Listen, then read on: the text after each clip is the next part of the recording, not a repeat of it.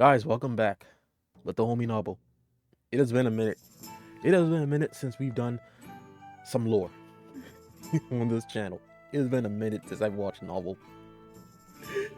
Jesus, I've been waiting for this. Took a little bit of break from Warcraft. Of course, life gets in the way. It is the new year, man. A lot of shit is going on. Your boy needs a cut. That's irrelevant. The story of the Titan Keepers, part 1 of 2. So apparently, look for a part 2 on this channel. This is gonna be really interesting. Going from everything from Sargeras to the old gods to just everything.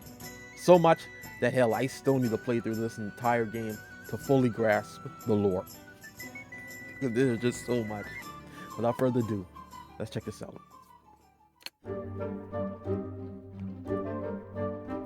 Hello everyone. Hey, Nobbel. Last week we talked about the ordering of Azeroth, how the Titans found the planet of Azeroth, and what they did in order to try and mature the Titan soul inside. With their Titan Force and Titan Keepers left behind, the Titans made their way back into the Great Dark in search of more of their kin. The planet was left to do its thing, and the events that followed, that is what we're going to talk about today. Now this information is taken from the Warcraft Chronicles, and even though I won't go into the information given with Legion, the Chronicles already builds up some of the stuff that we are going to see in the expansion. I'm not exactly sure if that falls under Legion spoilers, but I just wanted to let you know that that information is coming, and you can decide if you want to hear it or not.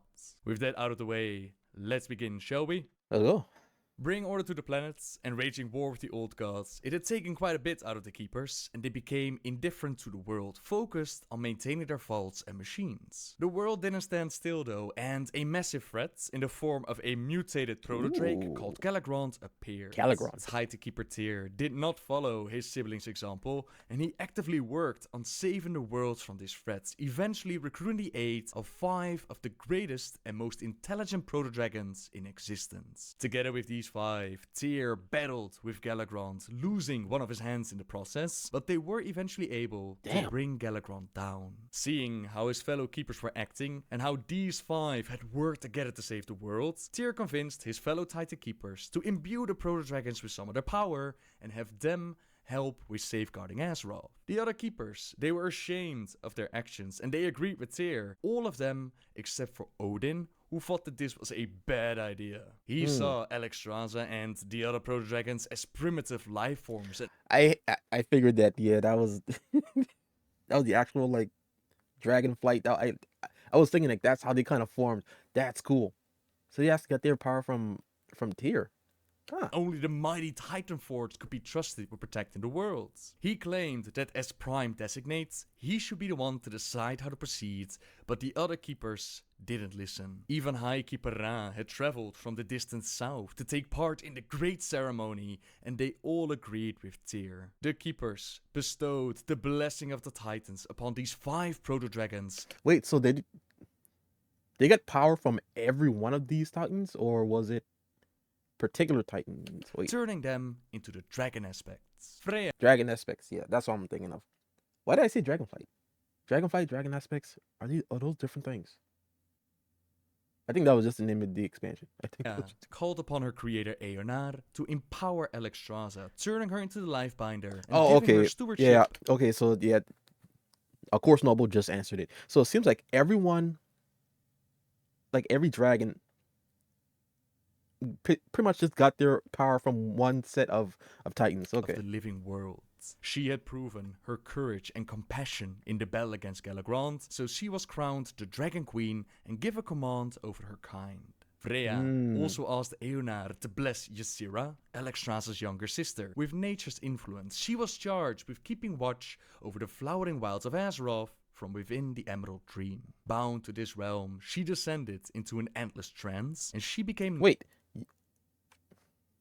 Crap, I put on closed captions. Wait, Ysera, was that same green dragon that I saw in the Dragonflight trailer? Where like it was like a green dragon like in like this grassy, almost like Disney-esque background. I wonder if that's the same dragon.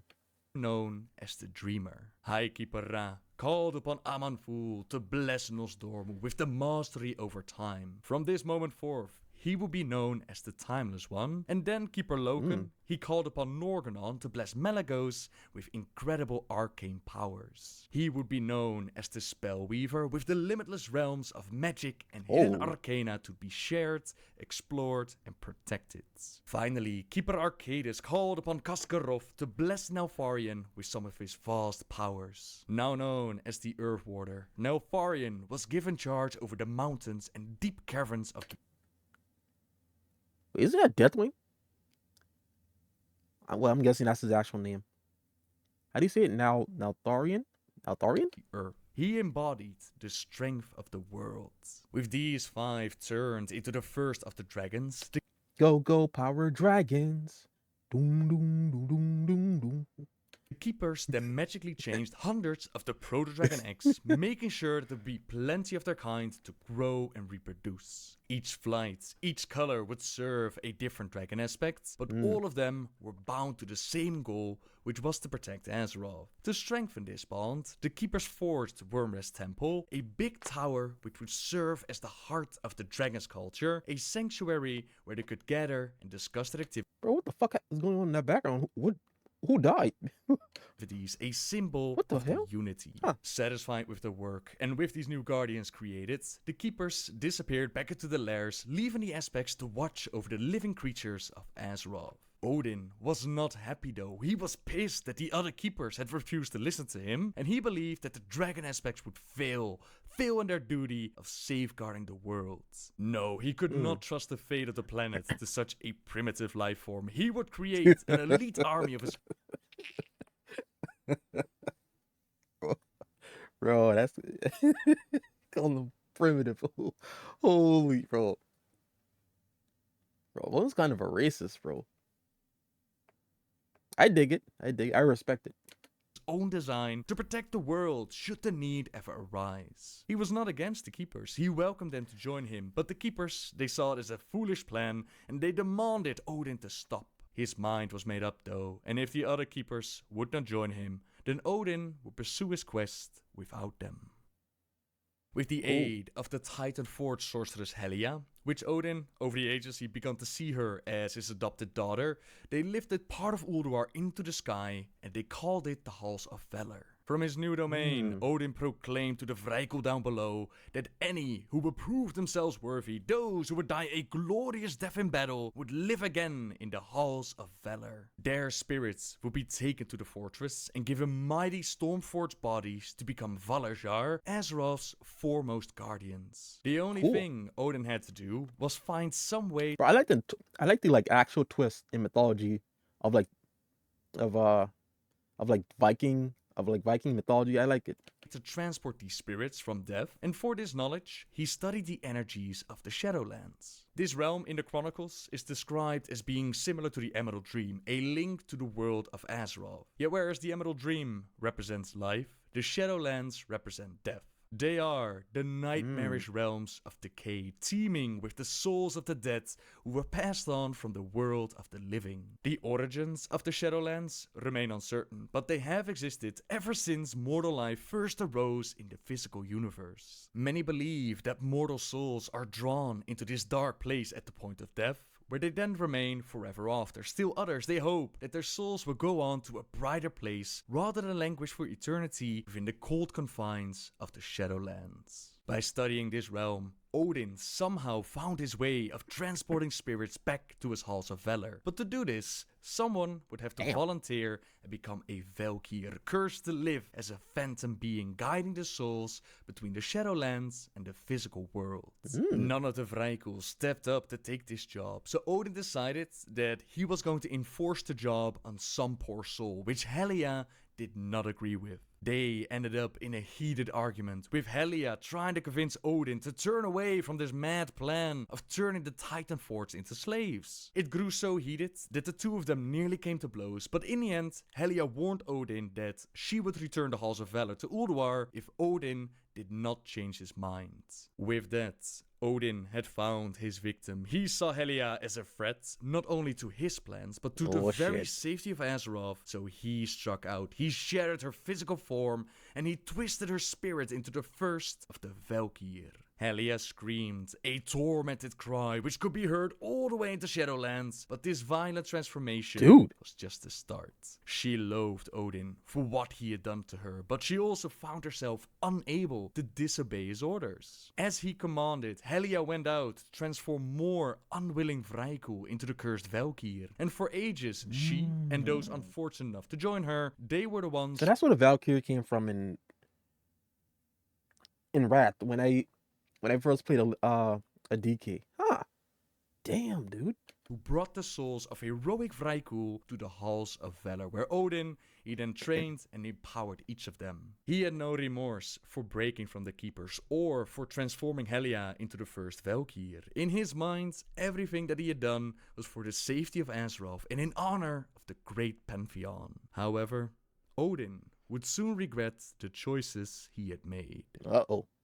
As all of this was going on, the Keepers went about the duties, but in the Great Dark, Sargeras was meditating on the fate of the universe. Doubt and despair twisted his every thought, and he became more and more certain that creation itself was flawed. The only way to spare the universe of the Void Lords was to purge it in fire, and so his grand burning crusade began. The fallen titan traveled to his prison world of Mardoom, and he released the demons that he had imprisoned. The explosion of shattering the plane of banishment, it engulfed him with fell magic, transforming this once noble form and searing his very soul. His mind was still hell-bent on that one mission, prevent the Void Lords from possessing creation, and by shattering the prison, Sargeras had ruptured the boundaries between the Great Dark and the twisting nether. A monstrous celestial maw, a storm of emerald fire, it had ripped through the fabric of reality. It would remain a scarred creation, smoldering proof of Sargeras' madness for all eternity. Now Sargeras, he had managed to learn more about the nature of demons, including how to permanently kill them. So, he offered those demons out of the prison, he offered them a choice. They could either join him in his burning legion, or they could be destroyed. This made the choice very easy. The demons gladly teamed up with their new leader, and Sargeras empowered them further. The Burning Legion went about their mission of destroying creation. Oh, that art looks sick. That looks absolutely sick. I wonder who drew that. Agramar arrived, and he witnessed his former friend Amentor leading the demons. He demanded an explanation of Sargeras. What was he thinking? Yet Sargeras offered none. The two greatest warriors the universe had ever known, they went at each other, but Agramar was at a disadvantage. Like all titans, he was susceptible to fell magic, and Sargeras was able to send him reeling in agony. Gathering all of his remaining might, Agramar struck out once more. Their blaze met, igniting a furious explosion of fell and arcane power. Both weapons had been shattered in that moment, and Agramar was heavily wounded by the blast. He was forced to retreat, only to gather the rest of the Pantheon, and together they tried to make Sargeras see reason. They informed him about this planet they had found, Azeroth, a titan spirit inside, so strong that surely with that spirit they could fight and stand up against the Void Lords together. So you're just gonna tell one of your you're just gonna tell one of the gods, one of your former friends who's gone absolutely batshit crazy about this new bro. I'm listening to this and I'm thinking, bro, why did they tell this man this information when they clearly know he's off the deep end? What do you think he's gonna do to this Titan? What do you think what do you think he's at the bro? What do you think he's gonna do to this world soul? At this point, he's gone mad. Don't tell him a thing. Sargeras listened closely to the words, but he was unmoved. Nothing they could say could ever change his mind. And with a howl of rage and sorrow, Sargeras struck Agramar down, his ruined fell blade nearly cleaving the Titan in two. Outraged by this murder, the Pantheon unleashed their phenomenal cosmic powers. They battled with Sargeras and the Legion. Stars withered and died as the battle raged across the cosmos, scarring vast stretches of reality. In the end, it was Sargeras with his fell-fueled might that had the upper hand. But before he could strike the Pantheon down, Norgannon used his powers to bend the energies of the universe to his will. He was able to protect their spirits and launch them into the Great Dark, Sargeras thought that he had won the battle and destroyed his former brothers and sister. He had also gained valuable information about a little planet called Azeroth with a See? Titan spirit inside. He Yeah. didn't know where the planet was, but he was sure that in time he would find it and destroy it before we become corrupted by the Void Lords, There it just is. as he would with the rest of the universe. Bro. For how powerful and wise these Titans are, they're pretty stupid. The spirits of the Titans flew across the Great Dark, making their way to Azeroth and find a safe haven within the bodies of their Titan keepers. As they entered them, the keepers felt a surge of power and experienced memories of events that they had never witnessed. The Chronicles doesn't describe for all of them which spirits enter which keeper, but it's possible that those empowered by a specific keeper, they gained a piece of their spirit. Nonetheless, confused by these events, the keepers called out to their creators, but the only response was silence. This troubled them, and they sank into a long period of confusion and unease. The old god yogg-saron, still imprisoned within Ulduar, he sensed the emotions going through the keepers, and he tried to take full use of this opportunity. Keeper Loken was his target, as the whispers of the old god tried to corrupt his mind. Despite being in turmoil by these events, Loken was still able to resist the corruption, yet an opportunity for yogg-saron would soon present itself. As Loken fell further into despair, he often sought comfort with a Vrijkel named Sif, the mate of his brother, Keeper Thorim. Out of their meetings, Bro, Thor is in World of Warcraft? And Sif?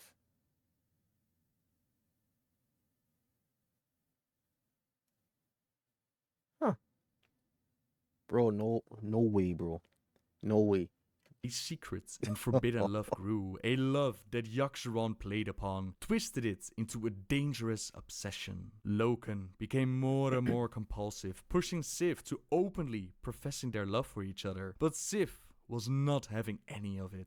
She knew that if Thorim discovered their affair, the unity of the keepers would be shattered. She broke all ties with Loken, demanding that he left her in peace. But the thought of losing his beloved Sif, it drove Loken to madness. In anger and jealousy, he lashed out at his beloved, and in that moment, he killed her. Guilt took hold of the Titan Keeper, and yet he couldn't tell Thorim what he had done. He scrambled for a way to cover up Sif's death, and in that moment, her spirit appeared before him. To his surprise, she actually forgave him for his actions and told him that Thorim could never learn the truth of what he had done. The Titan Forge would descend into a civil war, and every pledge he had ever made to the Pantheon would be broken. Instead, Sif instructed him to take her body into the Storm Peaks and blame her death upon Arngrim, king of the Ice Giants. Loken noticed how devious Sif's spirit was. He felt the darkness in her spirits, but his fear clouded his judgment, and he pushed it out his way as he informed Thorim of what the king of the Ice Giants had done. Hey, there's an easier way to sell merch.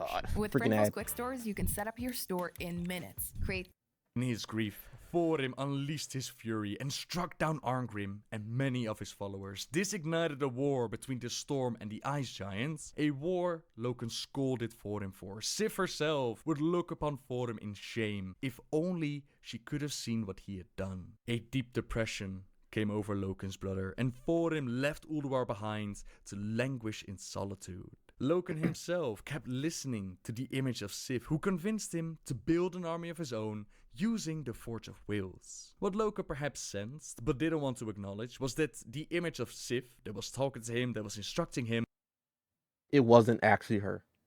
Dun dun dun. it was actually yogg-saron manipulating the events. He Bro. wanted Loken These old gods, bro. These old gods know how to do it. These old gods know how to do it. It's kind of like very similar to it's kind of like it's very freaking similar to freaking what's the bitch's name? What's her name? Xalatath. Like with this whole mind manipulation, it's very similar.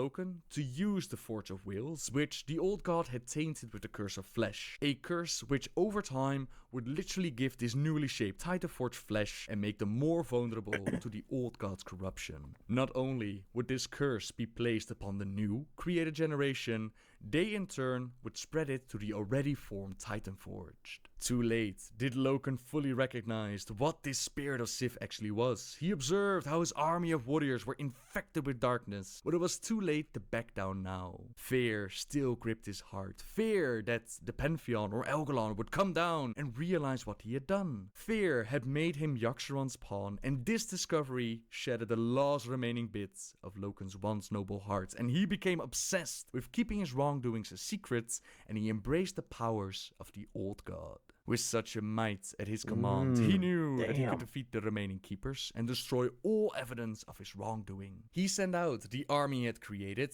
to first overwhelm any of the remaining giants, and he ended the conflict between the storm giants and the ice giants. All those that still resisted, they were placed into stasis chambers. After this, Odin and his mighty army of Valajar, they became the prime targets. Helia was the key to obtaining victory in that war, as Loken made her a deal. He would set her free from Odin's control, and in return, she would lock Odin and all those that followed him away within the halls of Valor. Still enraged by what Odin had done to her, Helia gladly accepted the deal, as she used her magic in a similar way she had done when she had helped create the elemental plane. Odin and his mighty Valajar struggled desperately to escape the floating citadel, but not even their might was enough to break the barrier, and for years they would be imprisoned within the halls of Valor. Helia herself was now free from her life of servitude, and she decided to forge a new home for herself and the other Valkyr. Far below the halls of Valor, she created a domain called Helheim, bound to Azeroth's Great Seas,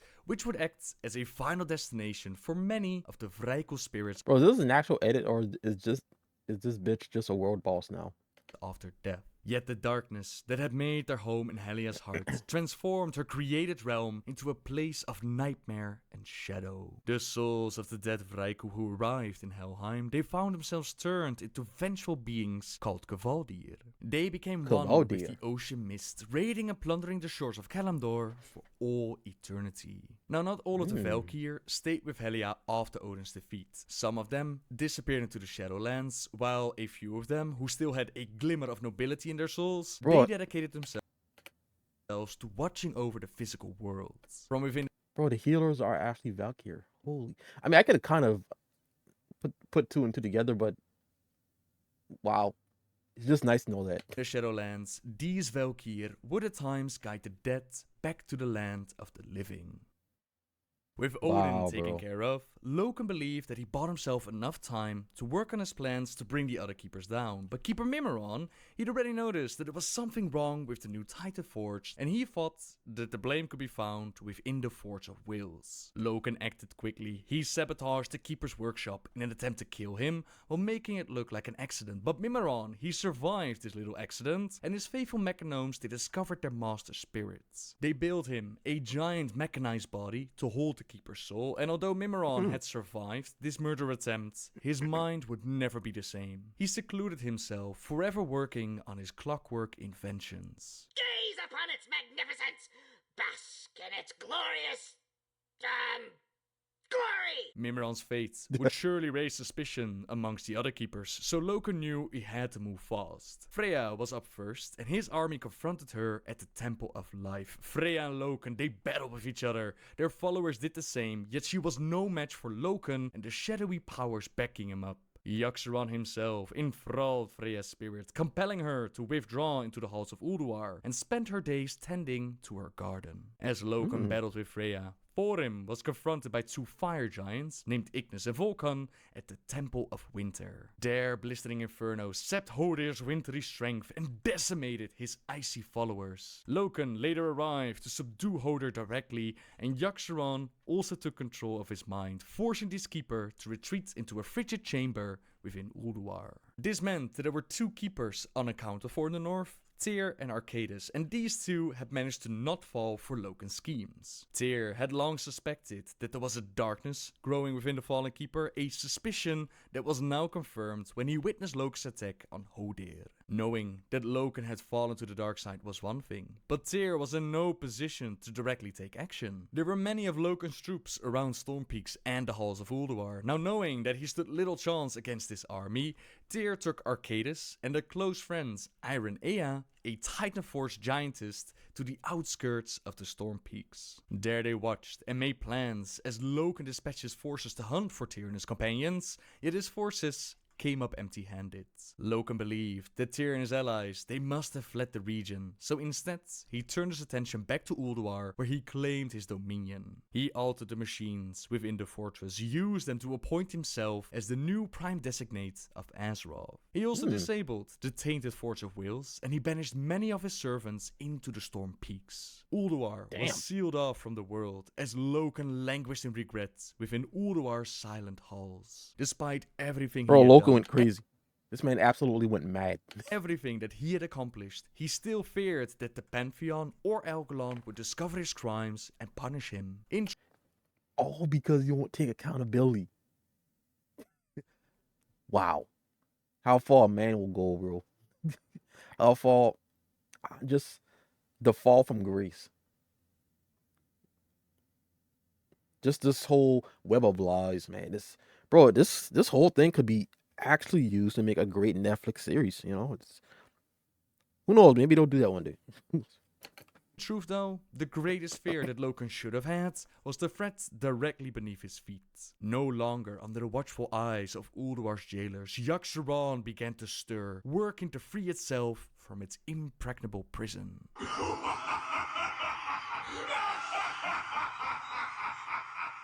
Holy. And that is where we'll end the story for today. Next week, Oh, we'll continue on and talk about the plans of Tyr, Arcadis, Iron Bro, that was Aya, good. This one but was also good. Keeper Ra, who, as most of you that paid attention during Mr. Pandaria, he had his own problems to deal with. All of that is going to be for next week. The Chronicles has brought so much lore to talk about. It's amazing. And for those that haven't picked it up yet, Bro, again, they can make a whole series just on this book, just on volume 1. I can highly recommend it.